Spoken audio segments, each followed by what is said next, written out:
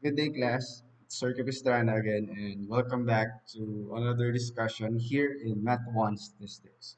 And for today, we'll be actually talking about one sample test. As you may have remembered in the last video, I already introduced you to what we call hypothesis testing. So by hypothesis testing, as you may have remembered, uh, this is our set of statistical tools that we can actually use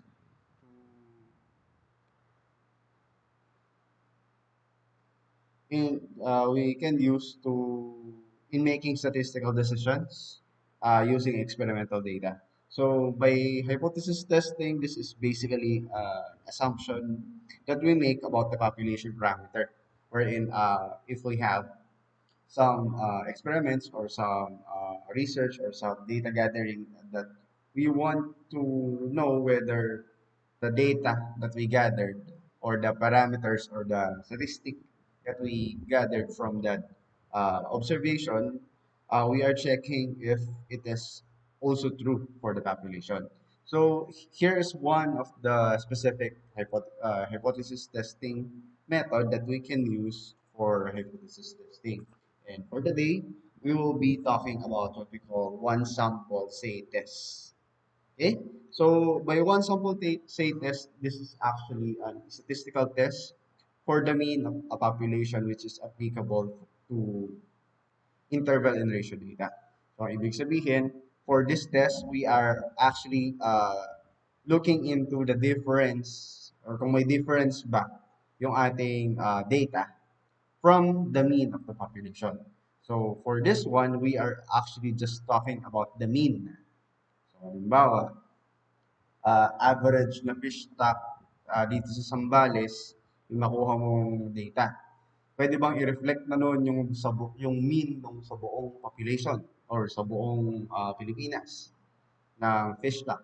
So that is what we will be checking here in one sample say test. It is used when the number of samples is large. So by large, by definition of large, your sample must be greater than 30, greater than or equal to 30. And when the population is normally distributed and the population standard deviation is known. So, or pala yun. So, maalin dyan sa dalawang yan. It's either lampas or equal sa 30 or lampas 30 yung number of samples natin or yung population mismo is known to be normally distributed. By normally distributed, you may know that about the mean, by normal, symmetric yung magiging yung ating itsura ng histogram natin or yung tinatawag nating distribution. So, kumbaga, basically, when we say that it is normally distributed, meron kang sample ng itsura ay bell-shaped yung distribution niya. Okay? And by bell-shaped, it is also mesocortic. So, yun dapat yung symmetric and mesocortic yung distribution ng ating population. Okay? And also, the population standard deviation is known. So, usually hindi na account yung sa second scenario. But in most of cases, ang ginagawa natin, we just get a large sample, then we just compare that large sample to the data regarding the population. So regarding the data about the population, we can get some data or statistical data na regarding the population, especially sa atin dito sa Pilipinas, sa PSA, o yung tinatawag natin Philippine Statistical Authority. So, dun tayo pwedeng kumuha ng mga population data and using that population data, we can compare our findings, yung nakuha mo mismo, ikaw yung nagkumuha ng samples, dun sa population data. So, by one sample say test, here are some of the formula of the one sample say test. So, we actually have two sets of formulas for our say test. So we have this formula wherein our say or our say computed is equal to the difference of the means. The difference of the means, uh, your observation, or yung x bar, sample mean minus population mean over the population standard deviation over the square root of your sample size. So that is one of the formulas na pwede natin gamitin, especially when we know the standard deviation of the population data. So, kapag alam mo yung standard deviation ng population data, yun yung first na gagamitin mo. Or yun yung formula na gagamitin mo. Yung first formula natin. But in cases na hindi natin alam yung standard deviation ng population data, ang pwede natin gawin, gamitin ay yung second formula. By second formula, our C computed is equal to the difference of the means over the standard error.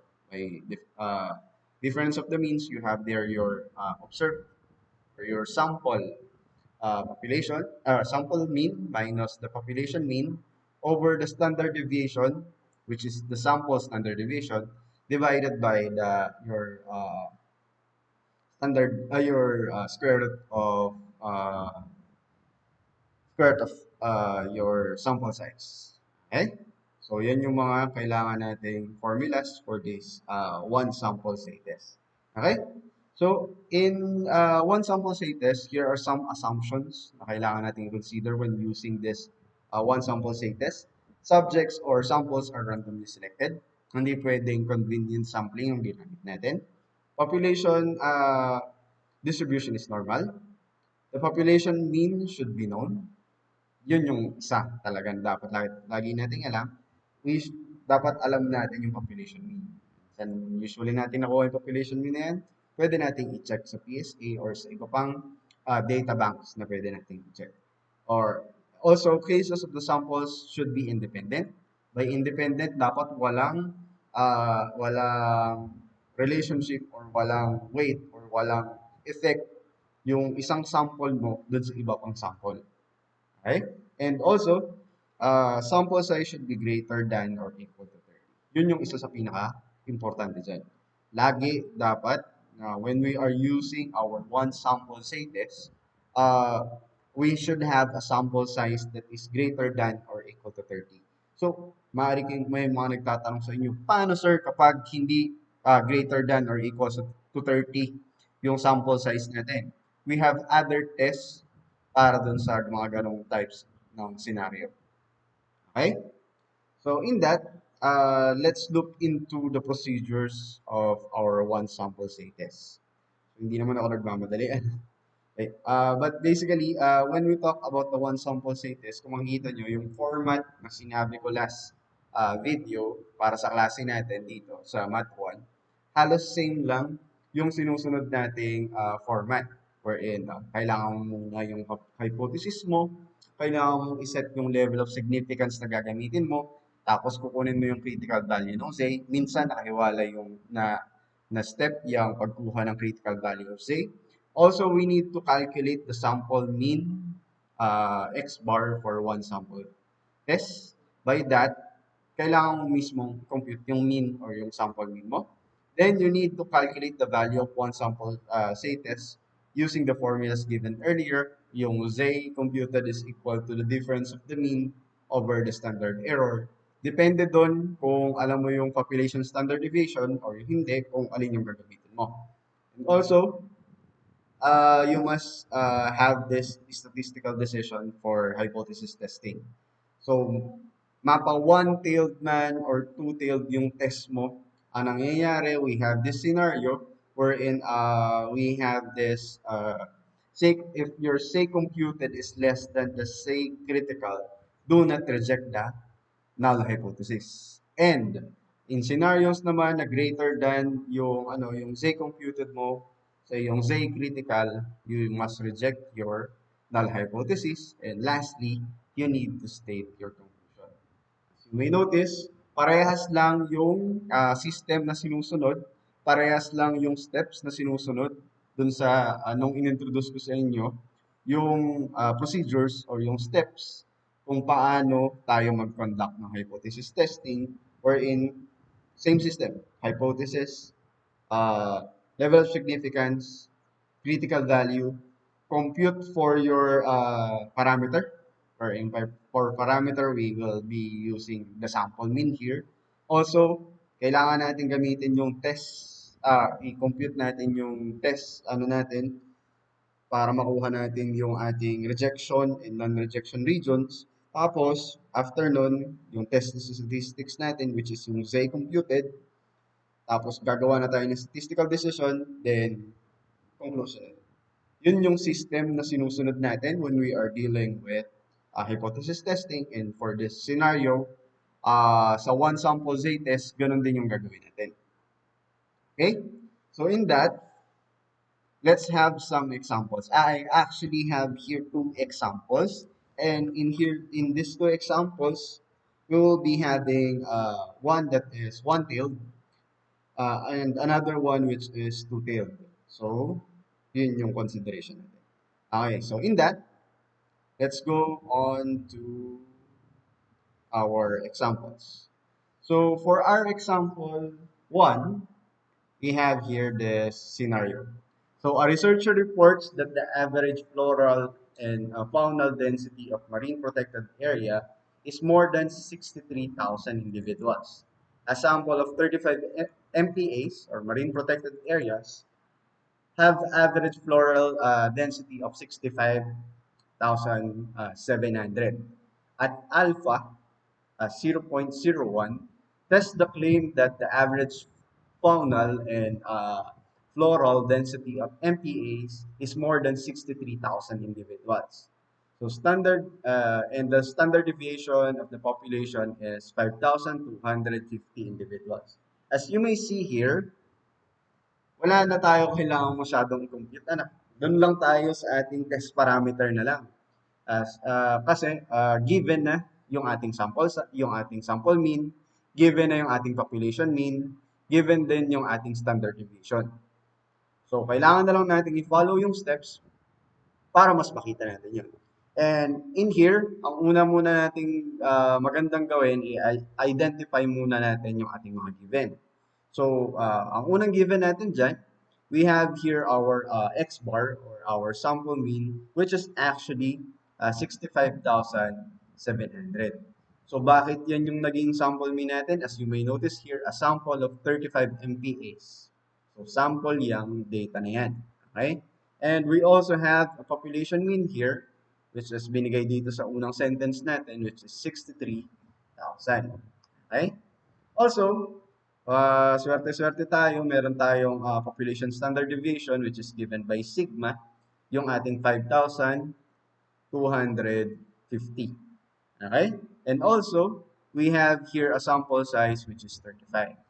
So, ang first natin kailangan gawin ay iset muna yung ating mga hypothesis. So, this is step 1. For step 1, we need our HO.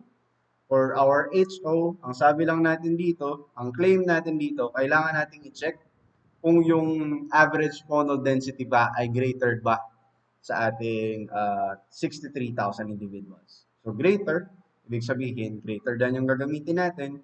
Once ito, dahil dyan sa part na yan, we'll be having here one-tailed test. Okay? So, in that, ang pwede natin gawin, ang una nating isulat ay yung ating alternative hypothesis. Ang sasabihin lang natin dyan, mean or population mean is greater than 63,000. So, kumbaga, ito yung ating pinakang claim. Yan yung una yun yung sinasabi natin na mas malaki sa 63,000 kasi base dun sa nakuha naming observation, 65,700 yung average faunal and floral density ng 35 MPAs. So, doon naman sa null hypothesis, mas madali ito. You just need to write mu or population mean is equal to 63,000. Ito yung against naman doon sa iyong claim na greater than 63,000 uh, yung ating floral and faunal density. So, for the second step, ang kailangan lang natin gawin ay iset yung level of significance. Luckily, sinet na yun sa atin. We have here alpha, which is equal to 0.01. Okay? Alpha is equal to 0.01. Ibig sabihin, ang ating level of significance ay 99 or 0.99 or 99%.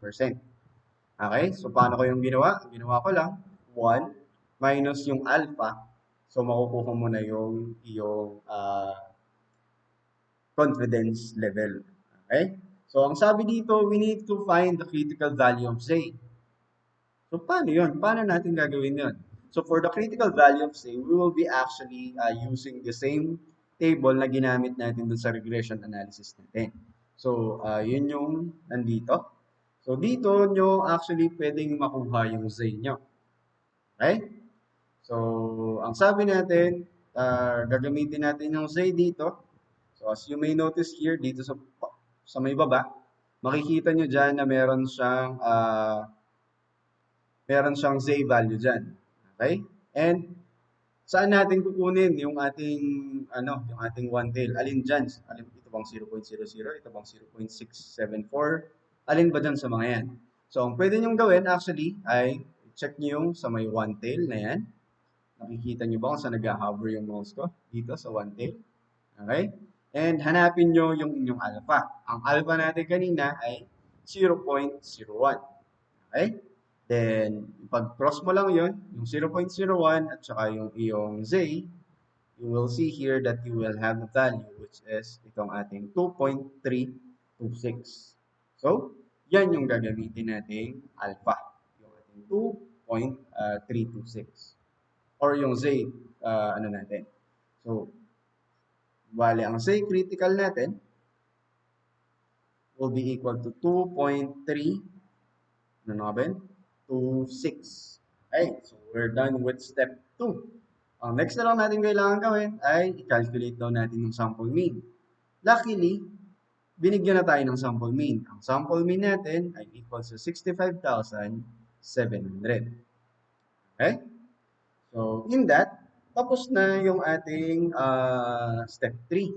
So, let's go to step 4. For step 4, we need to calculate the value of one sample test using the formulas given earlier.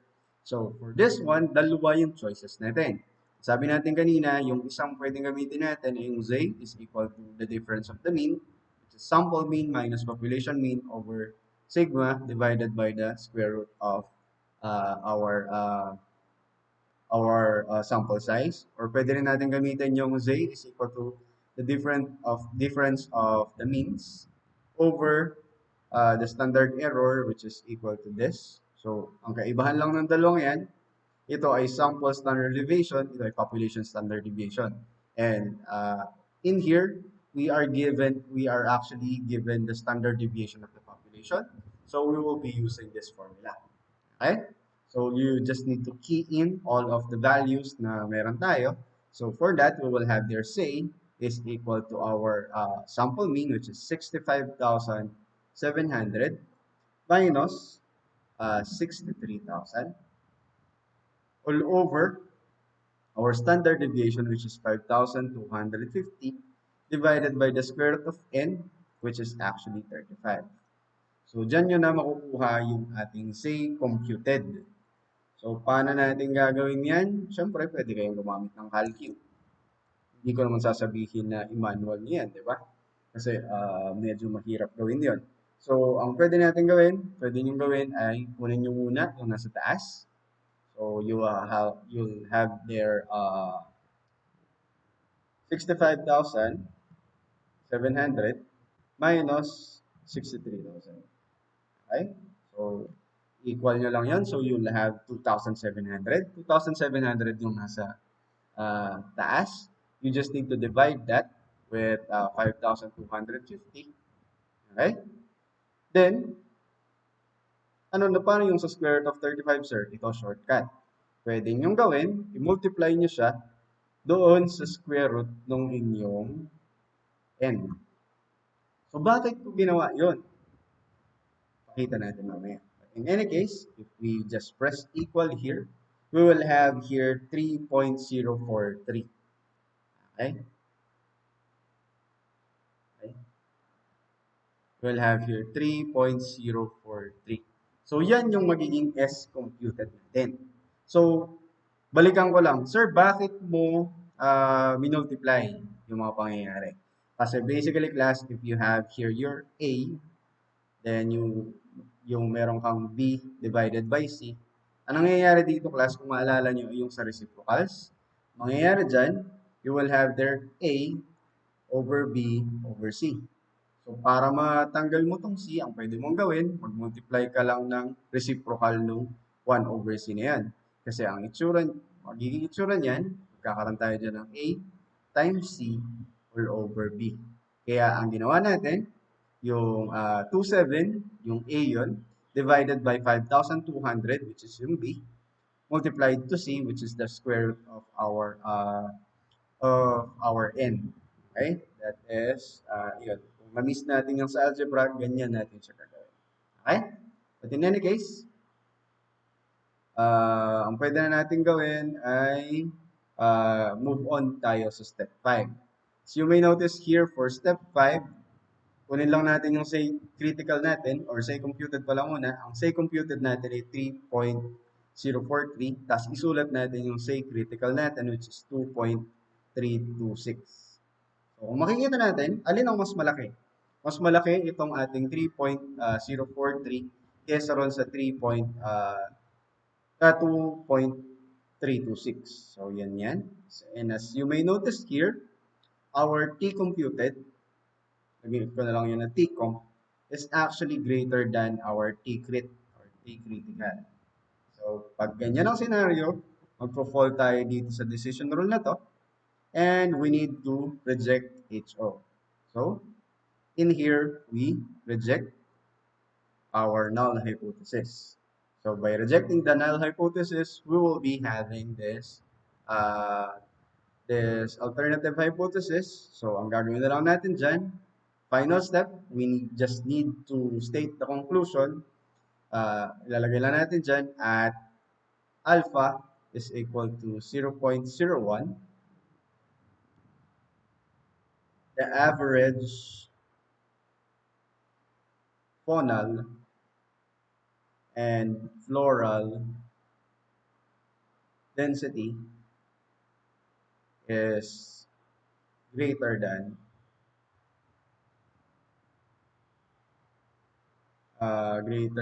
63,000 individuals. So that is how we go about our one sample say test. And as you may notice here, it's just follow this 6 steps para makuha natin yung ating, para matapos natin yung ating hypothesis testing. Okay? So, sige, bigyan ko kayo ng time na tikigan muna ito. Ano bang mga nangyayari? So, in here, we have here a once field test kasi gawa ng more than anything kanina. We test this under alpha, which is equal to 0.01. Okay? So, saan ba magiging useful ito?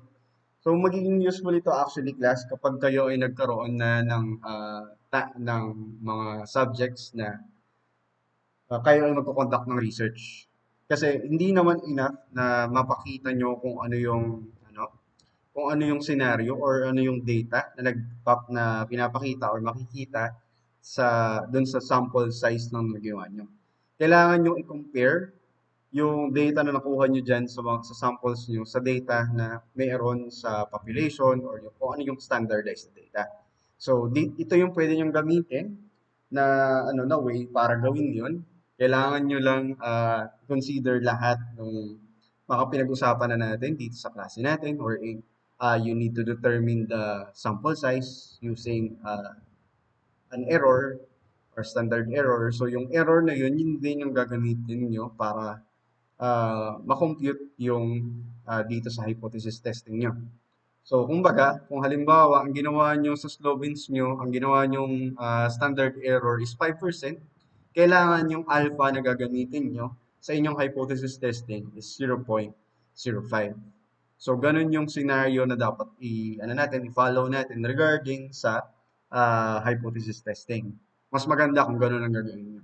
Para just to make sure that your data is valid and it is kapag may ibang tao na umulit yung research na ginawa nyo or kumbaga ni-redo yung research na ginawa nyo, dapat same yung mga magiging data na makukuha nila or same yung magiging findings na makukuha nila, making your research reliable.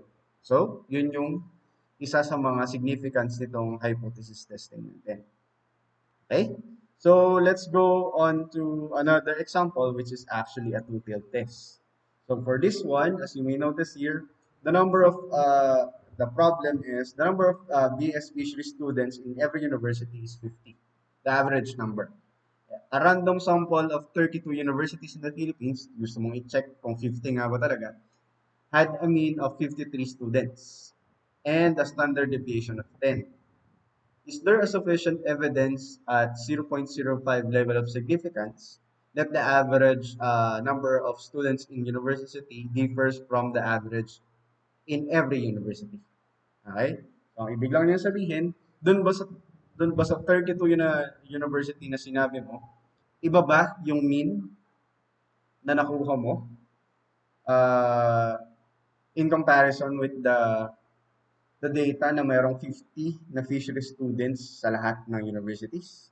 So, yun yung pwede nating isa pang gamit nito pag-check ng mga ganyang data.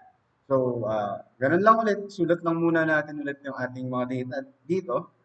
So, mukhang hindi na naman tayo magko-compute ng sample mean natin kasi binigay na siya. Kasi a random sample of 32 universities, meron kang 53 na data. So, you have here your sample mean, which is 53. You have a population mean, which is 50. And as you may notice here, meron kang standard deviation, pero yung standard deviation ay galing sa sample. So meaning to say, you will use S, or standard deviation, which is equal to 10. Useful yung paggamit ng sample standard deviation natin when yung data na nakuha natin sa population ay hindi kasama yung standard deviation or hindi sinabi kung ano yung value ng population standard deviation. And also, we have here sample size, which is 32. Kailangan natin gawin, i-check daw kung hindi ba equal. So, as you may see here, for our step 1, yun lang yung kailangan natin gawin. Ano? For null hypothesis, kailangan lang natin i-check kung yung data ba natin ay equal. Equal lang ba siya dun sa specified value natin or dun sa claim natin na 50. Okay? Or dun sa specified value na 50. And for our alternative hypothesis, we just write here our mean is not equal to 50. Yun yung ating claim. Ang sabi natin, the average uh, number of students in the university differs from the average in every university. So, yun lang yung kailangan natin gawin. And here we have our claim. Okay? So, hindi na natin kailangan agad isulat yung buong hypothesis natin unless require kayo ng inyong thesis advisor or research advisor na isulat agad yung mga null, yung null at yung alternative hypothesis natin. So, for step 2, you need your level of significance, and luckily, we have here a level of significance which is actually 0.05, meaning to say our alpha here is 0.05, and again, we just need to check kung ano yung say value nitong ating yung say crit natin or say critical natin nung ating 0.05. And since this is a two-tailed test, kasi walang direction na sinit yung ating problem, sinasabi lang niya differ. Hindi importante kung yan ba ay less than or equal. So meaning to say, magkakaroon tayo dito ng say value na ganyan, wherein ito yung magiging mga rejection areas natin ng ating HO. We just need to get that say critical there, kung nasaan man siyang say critical na yan. So, ang gagawin lang natin, balik lang kayo dun sa table nyo. Calculate pala ito. Balik tayo sa table natin. Hanapin nyo lang yung two-tail na 0.05. So, two tails. Dito tayo sa two tails. Makikita nyo dyan. Hanapin nyo lang yung 0.05. Tapos, tingnan nyo lang kung ano yung katapat nyo sa say. At ang katapat nyo sa say ay 1.960. So, yan yung kunin natin. So, our say critical there is 1.960.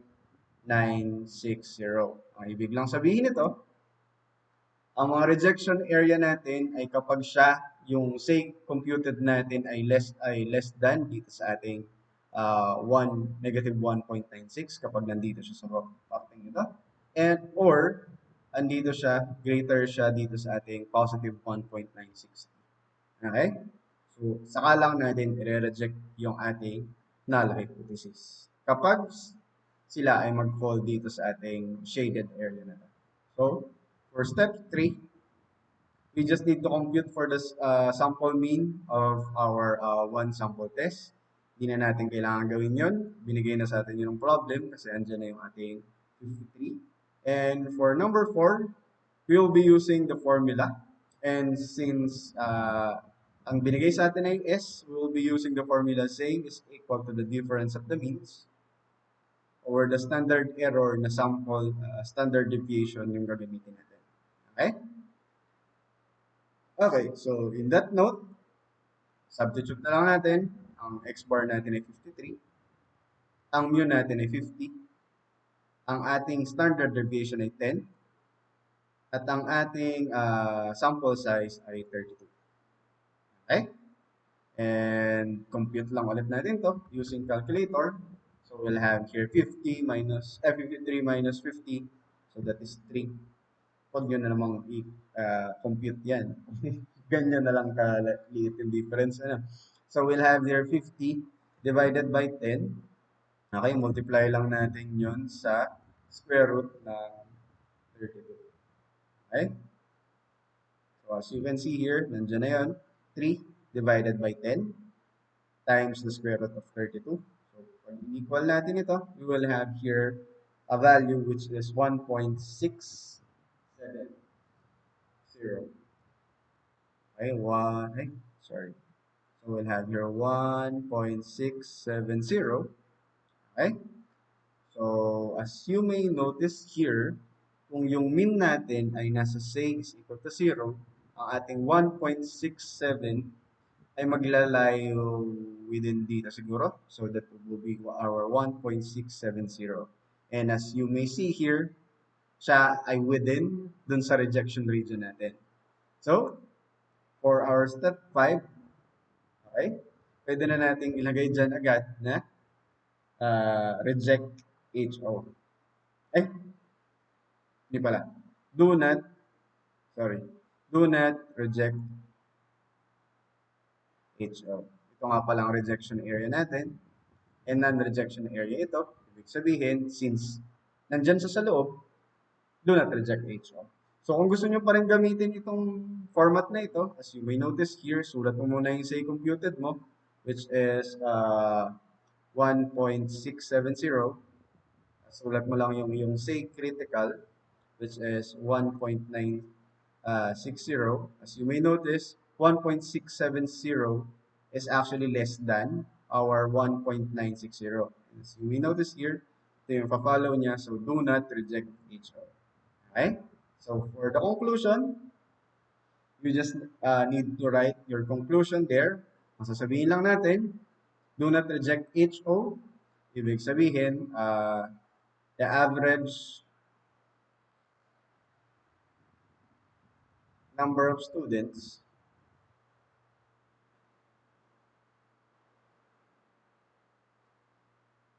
in the sample or the universities do not, so yun yung isang importanteng part dyan, do not differ from the average of every university. So, as you may notice there, yan yung magiging conclusion natin.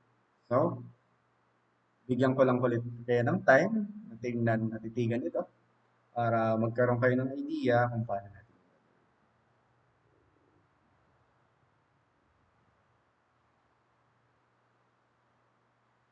Okay? So, balikan lang ulit natin example 1. So, this example 1, we have shown. Yan, grammar ko na naman.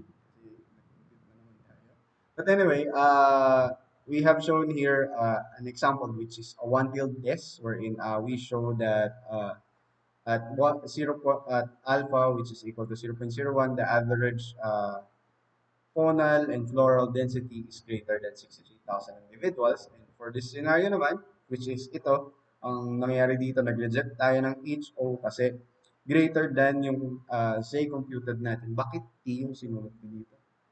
Should be Z. Z computed is actually greater than our C critical, Z critical. So we need to reject the HO there.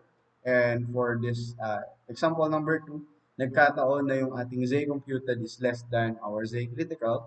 So it just means that we do not reject the HO, giving us the conclusion that at 0.05 level of significance, the average number of students in the university do not differ from the average of every university, every or all university. So in that,